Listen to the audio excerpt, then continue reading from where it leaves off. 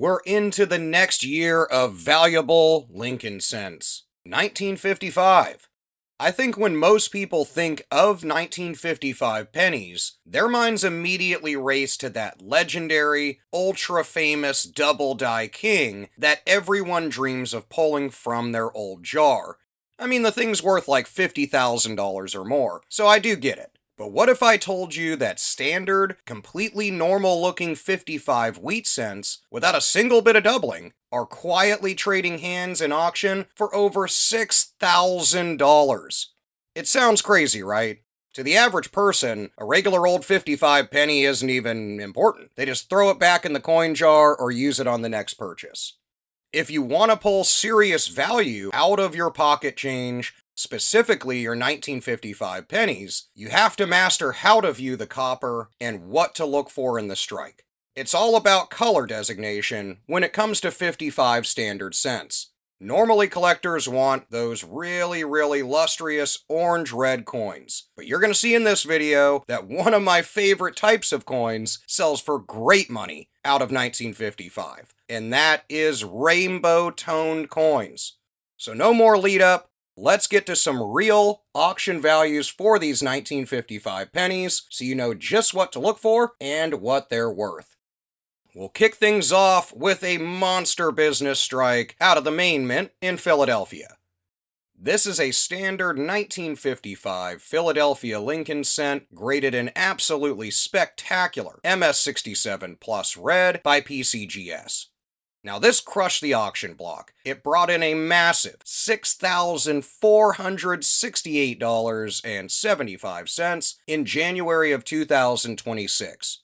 So this is a super recent sale from a verified auction house, which is Heritage, from the Philly Mint that made over 330 million pennies for 1955.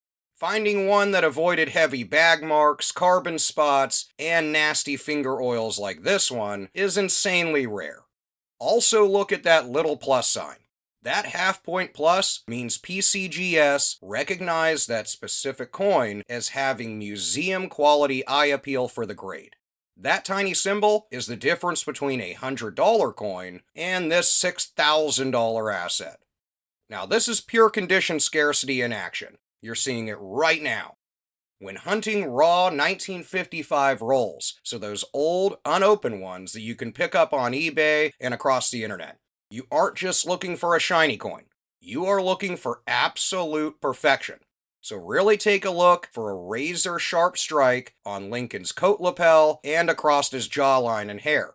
Also flawless fields, completely free of distracting microscopic contact marks. So you're going to want to pick up a good jeweler's loupe or a microscope to really check these out. Now let's look at the power of eye appeal over a numerical grade, because that's one of the favorite things I like about this hobby. Sometimes tone coins can sell for great money. This is a 1954 Philadelphia business strike graded MS-64 Red and Brown by PCGS. With its incredible, vibrant, natural toning, it commanded a strong premium at $225 in January of 2026. Now normally, a regular 1955 MS-64 like this is really common actually. It's usually pretty affordable and sells for around $20 to $50. Because this piece secured a spot in a specialized toning collection and sports that gorgeous, colorful look, people aggressively bid it up. Like me, many people love toning. Toning is a highly liquid submarket for these types of assets, because people really love the rainbow colors that can come up on some of these coins. If you find a 1955 Lincoln cent that has developed beautiful blues, purples, or even a really cool wood grain toning, don't clean it. You should never clean coins. You should get it preserved and possibly graded. Sometimes toned coins like this can sell for really good money. Now let's jump into the ultra slick world of the mid-century proof coins so we can see the values of those. This is a 1955 proof Lincoln cent graded PR66 Red Deep Cameo by PCGS. It sold in May of 2026 for $427. The proof mintage was actually pretty substantial for 1955, but securing anything with a Deep Cameo designation means that the coin was struck really early in the die's life cycle before the frosted finish wore away.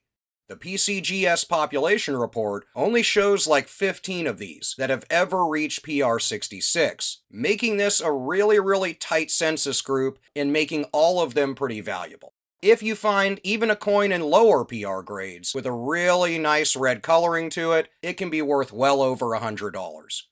Also keep in mind, outside of grading, early 1950s proofs are a great area for raw flipping. Many casual collectors are not going to know the difference between a standard proof and a Deep Cameo proof unless it's graded.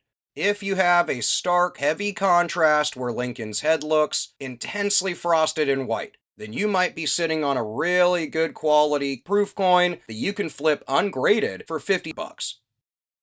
Let's head out west to the Denver Mint to see how eye appeal carries over to the high mintage branch. This is a 1955 Denver Lincoln cent graded MS-65 Red and Brown by PCGS, and it features beautiful custom toning. It sold for $112.50 in the end of 2024.